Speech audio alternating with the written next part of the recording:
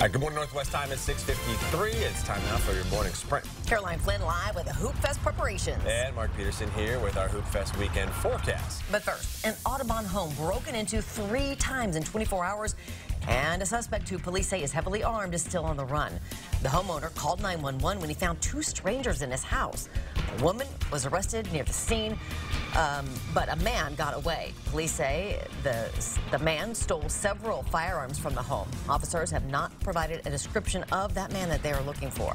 Spokane Valley-based meat delivery company Zaycon Fresh has closed its doors and left customers without the goods they paid for.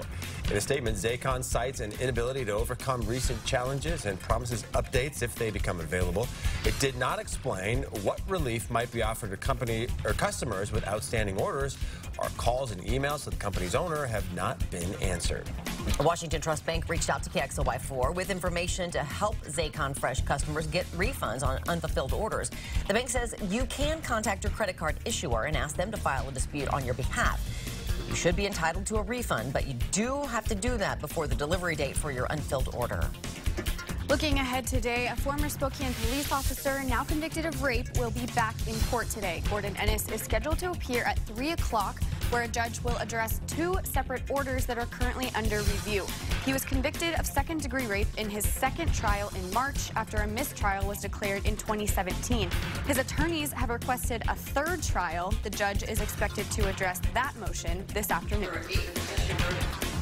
We're going to continue to have some cloud cover that's going to be pushing into the area, but the temperatures are going to continue to be mild. And again, we have high, thin clouds out there. We see thicker clouds coming in on the backside of this. So that's what we're going to be preparing for. Also, we're not expecting to see any rain today, tomorrow, Friday, a 20% chance of a scattered shower.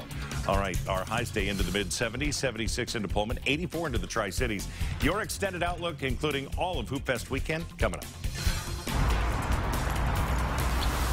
And if you need a Band-Aid, an X-ray, or maybe just some sunscreen at Hoop Fest, here are the medical tent locations. The first is located in front of the Civic Theater between Gardner and Dean. Downtown, there are 3, one in front of River Park Square, another on Main and Bernard, and another right in front of the IMB Performing Arts Center and Davenport Grand on Washington and Spokane Falls Boulevard. If you are in need of an X-ray, that's going to only be at that last location, but any one of those medical tents can get you there by golf cart or wheelchair.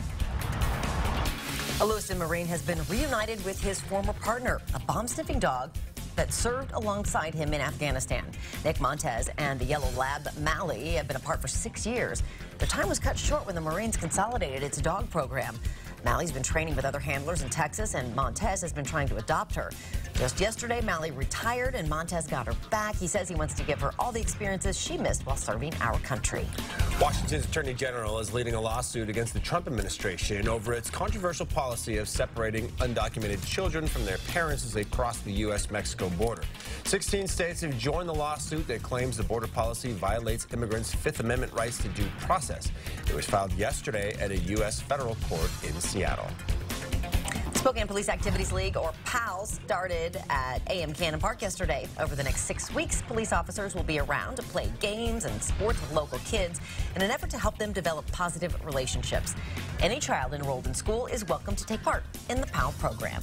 All right, coming up next on Good Morning America, scares for airline passengers in 2 cities yesterday. A false alarm of hijackers on a New York City flight, and a man scaled a fence in Atlanta and hopped onto the wing of a plane. New Jersey police investigating just how a dead body ended up inside an NFL star's home. All right, as we take a live look out over Spokane, of course, thousands, tens of thousands of people are going to be enjoying this fair weather.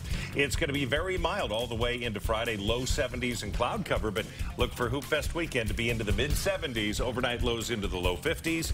I think everybody's going to love it. Monday and Tuesday, more sunshine and mid-70s expected there. This could be like the greatest Hoop Fest forecast that we've had in years. Right? Yeah, it's going to be very nice. All right, I think, yeah, you won't see many complaints for sure. Good Morning America starts right now. We'll see you throughout the morning.